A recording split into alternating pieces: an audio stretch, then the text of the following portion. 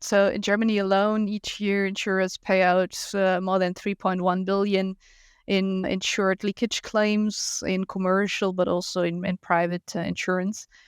There are different types of leaks. You can have pipe bursts, micro leakages, or surface water from rain or broken machines or heating systems, for instance.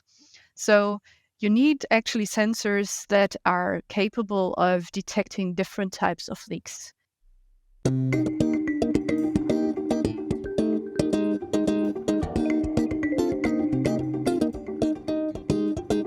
Hello and welcome or welcome back wherever you are and whatever you are up to. Matthew Grant here, CEO of Instech, and I hope whichever part of the world you are in is as sunny as it has been in London this weekend.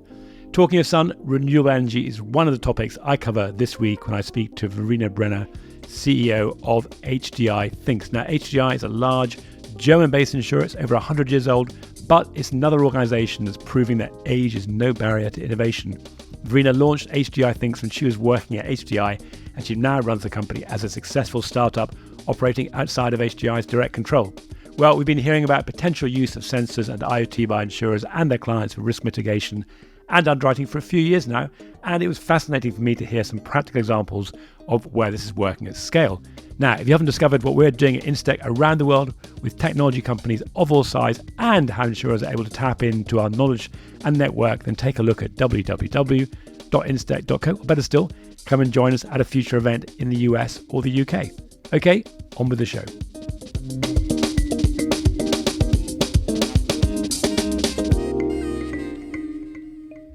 Verena, delighted to have you today. I've been following what you've been doing for a few years now, so it's really interesting to actually dig into it and also talk to you about you're the founders. So you're speaking to us from Berlin, I think, today. That's correct, and thank you for having me. So you're a spin-off from global insurer HDI. You were the founder back in 2019, and originally you were an incubator for IoT solutions. And today you've kind of developed from that and you're providing software to support risk management applications for insurers and in insurance clients and really operating somewhat independently as HDI. How was that? Did I get my elevator pitch okay? You did it perfectly fine, Matthew. So that's correct. We started our journey in the last quarter of 2019, and it has been an incredible development ever since. Congratulations, because people often talk about entrepreneurs or how insurance companies need to be more innovative, and you're clearly an example of that. We'll talk about some of the success you've had. But let's start off with a little bit about you. So I see you did a PhD in supply chain disruption, about 10 years ago, which, given some of the challenges you had the last few years, was thinking ahead. I mean, what was it that took you to do a PhD in that topic? Yeah, well, I admit that it's quite a niche topic, or at least back then it was quite a niche topic. During my studies of economics, I worked at a logistics association from the cold chain logistics. And I was always astonished how much cold chain ruptures there are, despite all the technology that was already there back in 2008, 2009. And also, by the way, all the sensors that were applied already.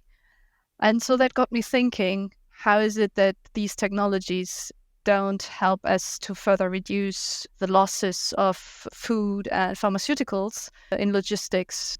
So that got me to the topic of causes of supply chain disruptions and how these might be avoided.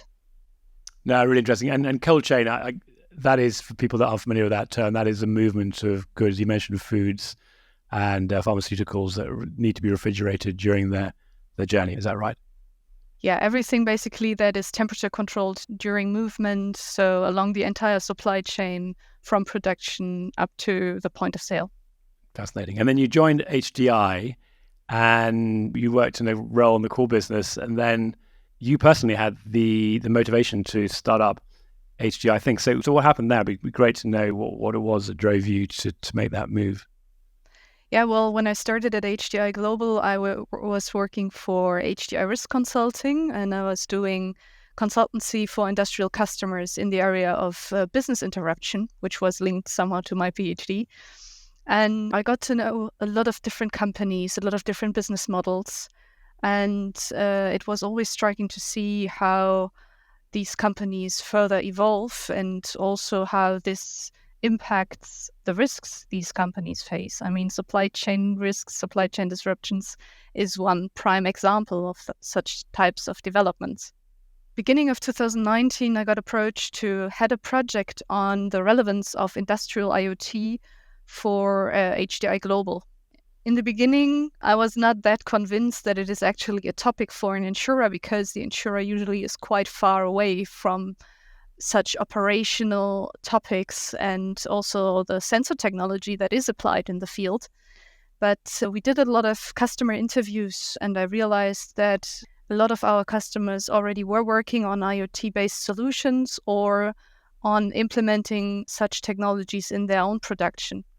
So this sparked the idea that if the industry is using these technologies, it will sooner or later have an impact on the risk that the insurer has. Can be either positive or negative, but in any case, we need competencies to understand really the impact on the insured portfolio. And what the customers also told me was that they would actually like to partner with the insurer to better understand the implications of using IoT in their operations on the risks that they have, and how they also could maybe bundle IoT solutions with insurance to make their own products more attractive to the market. So there was an opportunity to not only be the insurer that takes over the remaining risks, but really be a partner in such innovative developments for the customers. That point you made about the customers coming to you, or you as HDI in those days, and asking for help is particularly interesting, because sometimes it feels like the insurers are looking for solutions and they can't necessarily find their insurance clients to work with them. But I know that has been a big part of your success. And I suppose people that aren't always familiar with how sensors are being used, I would guess in all the situations today when you're working with customers, they have their own sensors in place. Would that be right? Or are you also having to help them put sensors in place? Because obviously the benefit if you're using existing technology in there and primarily focusing on the data and the risk management versus having to start to implement hardware. Yeah, it really depends on the use case. So in most cases, we use sensor technology that is either already installed or that is then provided by a partner for these customers. And in other cases, we have to bring in sensor packages ourselves, because that's the solution we trust. And this is something that works also then with our software solutions. And the point about us being close to the customers is also maybe because HDI has been funded more than 100 years ago by the German industry and still has such a mutual structure where there is a very close interaction with the customers. Yeah, that must help a lot. And let's just go back to this point when you moved from working for HDI and then you set up HDI Thinks. How does that happen? You've got a large organization in there, very different business. What's your advice to anybody else that is working for an insurance company or a large organization and wants to go and set up a business? I mean, that could be a podcast in its own right, but I'd love to get your own experience on that. Well, the first thing you probably should do is gather evidence that what you want to do is worth the effort. We did it back then. We had a lot of interviews. We had a lot of evidence. And so we went to the board with all what we have gathered.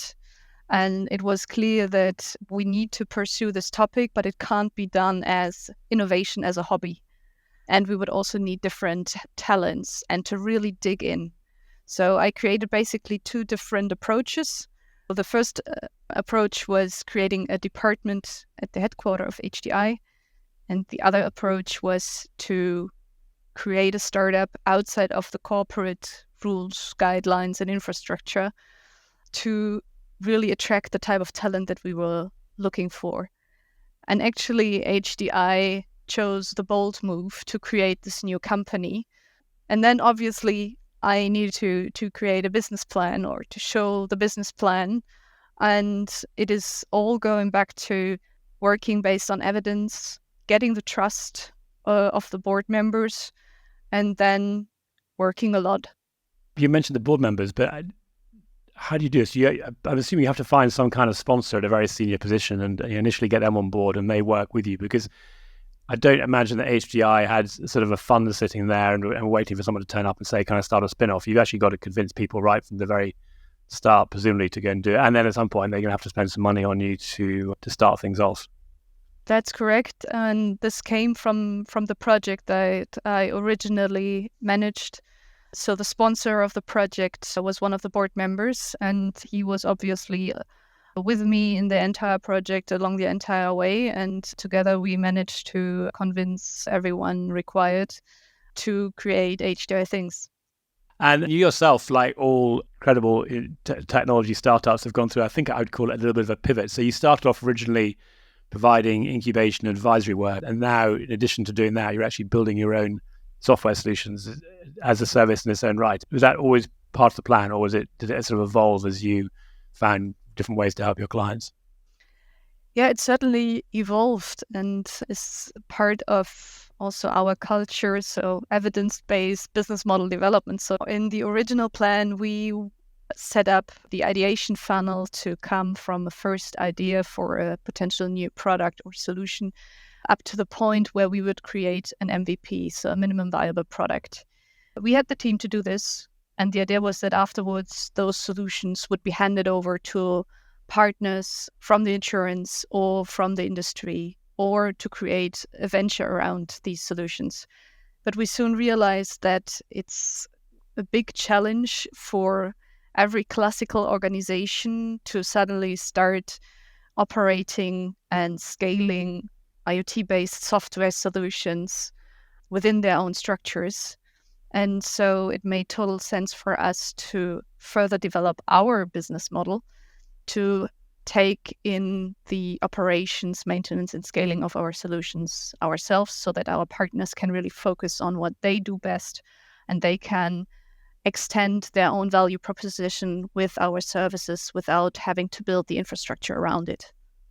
And then in terms of specifically where you are seeing some opportunities and growth, I know ESG and sustainability is a big part of what we're looking at, but it would just be great to get some examples about where you're collaborating with your clients and where you're building solutions to help organizations with IoT and sensors. Yeah, sure. The reason why one of our focus areas is ESG and sustainability is that simply it's a very dynamically evolving field, which is by now already impacting a lot of organizations. And whenever there are new trends impacting organizations, also the insurers have to find ways how to deal with those things. So especially in the renewable energy sector, we see a very dynamic development, meaning a lot of investment going into increasing the capacities in renewable energies, while at the same time, the entire supply chain for these new markets are still evolving. And there's a lot of regulatory changes around these topics. So insurers also struggle to keep up with the capacity growth and speed of innovation in this type of market. And this is a good place for us to develop new solutions where we do not have the 10, 20, 30 years loss history that usually the insurer would like to see, but really going to the ground, to the asset itself, and collecting machine data that is then assessed with the help of algorithms and AI to come up with faster insights into these specific risks. Yeah, and I want to come back to that in a minute about what you do with that information. But in terms of examples, I see that the battery storage is one area that you're helping in that regard. What are the kind of risks that you tend to see with battery storage? What are people being insured for? The reason why we started this specific use case was that risk engineers, underwriters, and the insurers in general struggle a little bit with these types of risks. So battery energy storage systems absolutely required for the renewable energy transition, but they have this very negative perception that fires of such batteries cannot be mitigated. So once such a battery has a thermal runaway, there's not much that you can do. And usually insurers are a little bit hesitant to take these types of risks. So to make this risk better and to help in the assessment, and also to come up with alternative protection measures.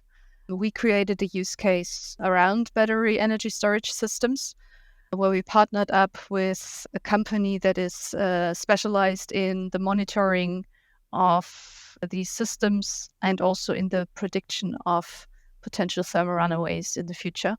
And based on their technology, so we did a lot of validation and assessment of this technology.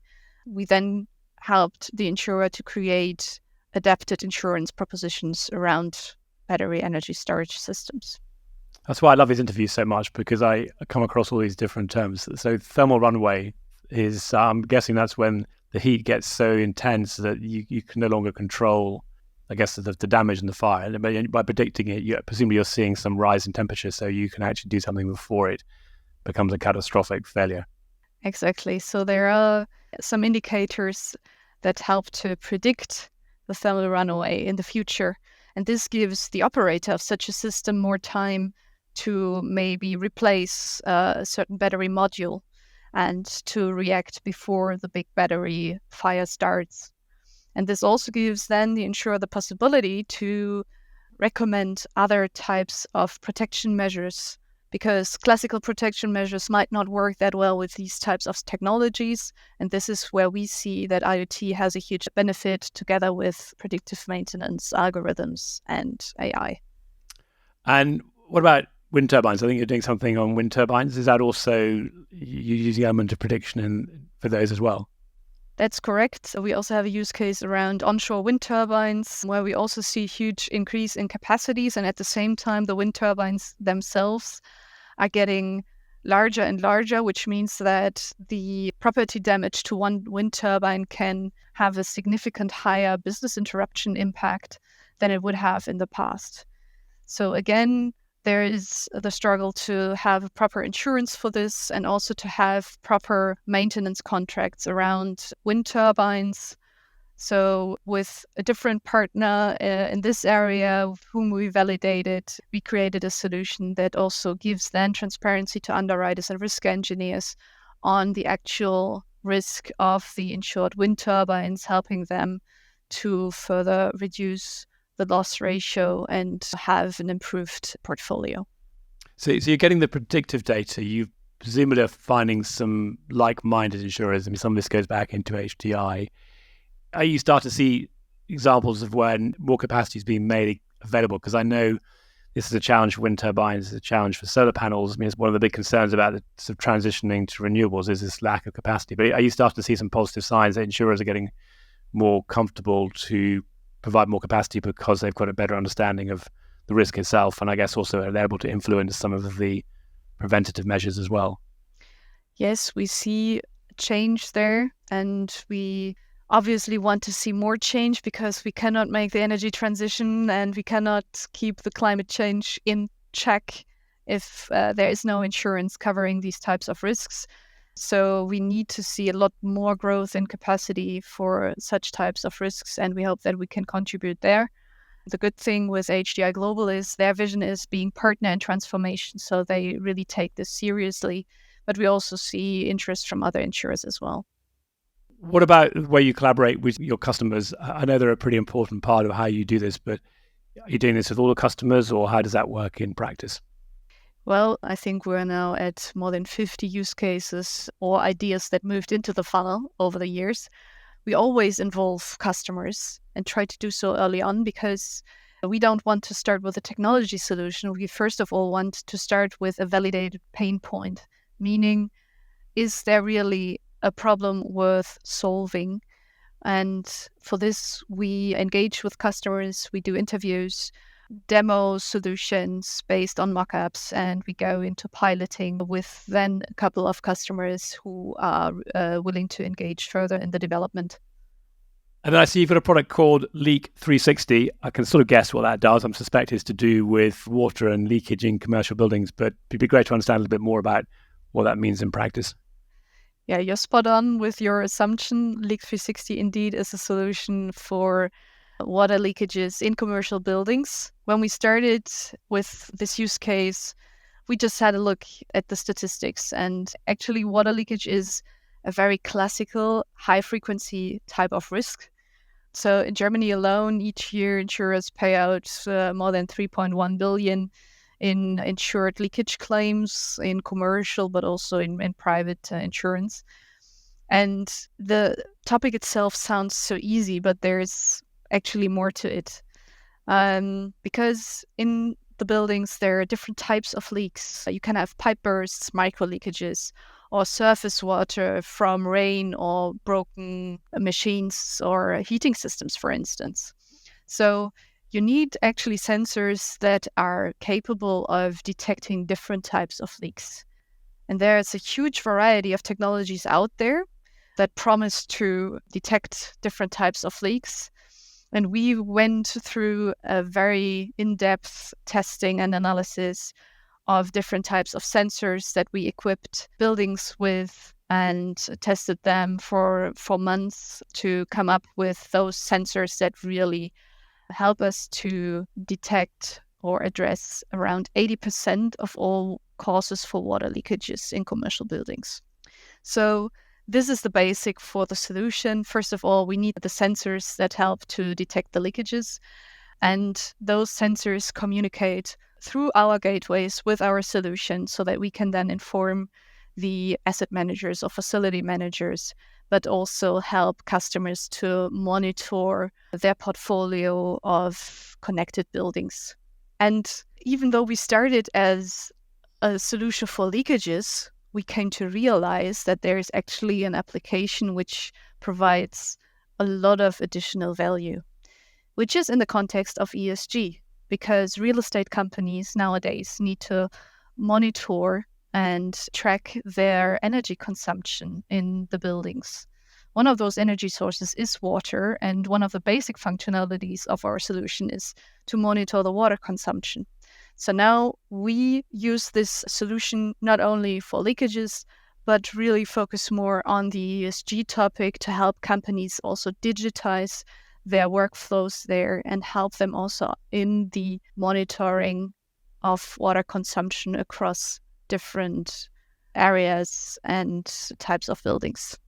And I guess when you're talking about all the testing of different leak detectors for different types of flood, of course, one of the things you've also got to look out for is, or people use them to look out for, is the false positives, isn't it? Because you don't want the alarms to go off just because there's been a slight surge in the water usage or some other fluctuation. So I'm guessing that's quite a challenge as well. But it sounds like you've now got to the state where people are actually willing to use the detectors because it's not interfering with their business and providing a net benefit. Absolutely. And just to give you the impression of the tangible benefit, so in terms of ESG certifications, people can or companies can collect points for the certification through using Leak 360 in their buildings. And it really helps to reduce the workload for the facility managers, especially in times where we have a lack of skilled employees. It is very helpful that you can do remote monitoring of water usage instead of sending someone there to check. And then are these normally put in when a building's being built? Because I'm guessing it's a lot cheaper to put in these devices during construction than to try to retrofit the devices later on. The solution that we have developed can actually be retrofitted easily. That's not so much of an issue because most buildings existing out there that are in commercial use are, of course, already built and will be there for a long period of time as long as they are able to comply with the new regulations in Europe, for instance. So what we try to build are plug-and-play solutions that make it easy to be also installed later on. But obviously, it is also beneficial to have it installed directly after construction or in the last phase to then also monitor what might have gone wrong or still during construction. And then how do you actually find your clients? They're HDI clients, you work with other insurers, but are you personally or your team, are you going out there and making contact with people, or how do they find you or how do you find them? Yeah, we have different sales channels for our solutions because indeed we are a relatively small team and our focus is on building the software solutions. But we have the direct sales funnel Then we have the sales funnel through partners, and this can be insurers, brokers, or also companies from the facility management area that want to extend their services to their customers, where we do not have the connection to leak, and it's really more about digitizing facility management and having solutions for ESG. So it really depends on the type of customer that we want to address, and then we choose a different channel. Well, we should certainly introduce you to some of the people we've started to meet as we ourselves have expanded more into the risk management world, because we're talking to quite a few risk managers now, and one of their frustrations is that they're collecting data, or insurers are asking for data, and they're not really sure what they're doing with it, and the insurers aren't really too sure what to use it. So it feels like there's a massive opportunity out there, particularly to your point, this has already been driven by ESG, and in many cases, people are already collecting the data. But I suppose as we sort of therefore think sort of beyond where we are today, I mean, what do you see coming in the next 12 months? Well, certainly there will be more applications in the renewable energy field because there are still a lot of challenges to address. And then when I look more on the leakage side, there are a couple of different types how we can extend the solutions, either focusing more on further energy sources, so to say, in the buildings, or on the other hand, moving more into the construction piece of buildings. So there's a lot of opportunities, and that's also the beauty of IoT. It's not only about risk management, because risk always has a negative connotation, but it's really also about reducing operative costs and increasing the resilience of the own operations. Yeah, no, absolutely. I saw a quote actually of the weekend. Costs are 7 times less on average if you can tackle the problem before it becomes a catastrophic loss. I guess it could be a whole range of different things, but it can be hard sometimes. I mean, this is sort of a question a little bit about how do you help people make the use case. It can be hard sometimes to quantify the benefit of a problem that hasn't happened. Are you asked sometimes by your clients, people you're working with, to sort of help them make the case internally about how they should justify spending money on either bringing in the more data or more systems? Well, we clearly show them the benefits also apart from the insurance case. And that's actually something that people find most interesting to see, oh, I can reduce my operations costs here. I can increase my efficiency. I have the data at hand when I need it. So I can better plan and my processes run smoother. I can use the data to already invoice my tenants. I can increase the services that I provide. But usually these different benefits also address different user personas, so to say, within the company that we are talking to. And this is also a challenge in IoT, that you usually provide value to different parties, and you need to bring them to the table to come to a decision, or you need to find this one user persona that has the budget or that has the biggest benefit. Yeah, you're sort of acting as a coach, rather like you did for setting up the business originally. You could have find your sponsor within the company, and then, as you said, often they've got to find other people to contribute budget or approve it, or all the things that can slow down the process. And then, Verena, HDI is based in Germany. How extensive are you globally with what the solutions you're offering?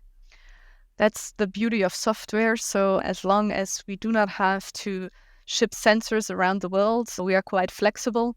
So some of the solutions are available on a global scale simply because they use existing monitoring systems or existing sensors and just connect through an API to the cloud, and then the algorithms can run there and provide us with the results. So it depends on the use case. In some cases, we are still quite regional, sometimes because of the logistical constraints, but sometimes it's also because a use case only makes sense under certain regulations or under certain other market conditions. And why software doesn't know any, or doesn't have to be constrained by geographical boundaries? There is actually a reason you're in Berlin rather than other parts of where HDI are based. And I guess it's not just because it's a great party city, but it's got a sort of very strong innovation culture. Is that part of why you went? Yeah. So for us, the reason to go to Berlin was indeed, first of all, you have a lot of startups, you have a lot of innovation infrastructure, so to say, with a lot of events, networking. support here in Berlin, but most of all, it was because of the talents. So our focus was finding software developers with experience in IoT, and that's already quite a specific kind of developers that we were looking for. And usually it's easier to find them in Berlin, which is a very international city. To give you an idea, we are now roughly 25 people and we have 8 nationalities in the team. It's a very young team, and the people come from many different backgrounds, many different companies, and this makes it really so special to work with them. And this is something that you find typically in cities like Berlin. And what about you personally? I mean, you've gone from doing a PhD in supply chain, you're working for a large insurer, now you are founder of I guess it's a scale up now. How do you build your own learning? Because you've got the whole technology side of the business, plus you've got to build a business. And I guess the third layer on that, you've got to be innovative and not work 24 hours a day. Any top tips for other people building businesses on how to grow and stay sane at the same time? Yeah, that's a really good question. So when I started the company, I didn't pretend to have the answers to all the questions. It was a new business model around new technologies, and it was a greenfield environment. So no corporate infrastructure and services I was used to. And I focused on hiring the people that have a lot of experience in their specific area and making them part of the development. So it's not only about agile product development, it's also about agile business model development. And we created some assumptions already in the business plan, and these assumptions were then backed with criteria, KPIs, and we had a regular look at these to see where we need to adapt. So gathering a lot of evidence, don't pretend to know it all, working based on assumptions in short iterations and test those quickly and bring in experience from other fields, from other people. Yeah, if you're building a technology company to deliver technology, you're building a company that learns from technology to scale the company. It's very important. Well, congratulations on all of those. And Verena, is there anything that we haven't talked about that I should be asking you about or that you want to add into our discussion? Well, I would say using IoT in insurance and risk management is still somewhat foreign to many people. Also, industrial companies struggle to implement IoT-based solutions in their classical business. But especially this connection between industrial applications and insurance and the new technologies, it's quite new. And I think it is a field which is worth exploring more. So we see a lot of challenges arising in our working environments in the different industries. Customers are asking for more support, for insurers to step in to become more innovative. So I would certainly say it's a field where more efforts need to be done, where insurers should try to dig deeper and also then partner up with companies that have expertise in the field, but also be in constant exchange with the customers on what they need. Yeah, no, absolutely. And for people that want to learn more, both about the topic generally and what you're doing at HDI Thinks, are there any resources they can use to learn more about the kind of examples you've talked about, either specifically that you're working on or other ones out there that are worth looking at? Yeah, so on our LinkedIn profile of HDI Thinks, you can subscribe to our newsletter where we collect the newest developments in IoT and risk management, but where we also publish our own developments and news from the organization.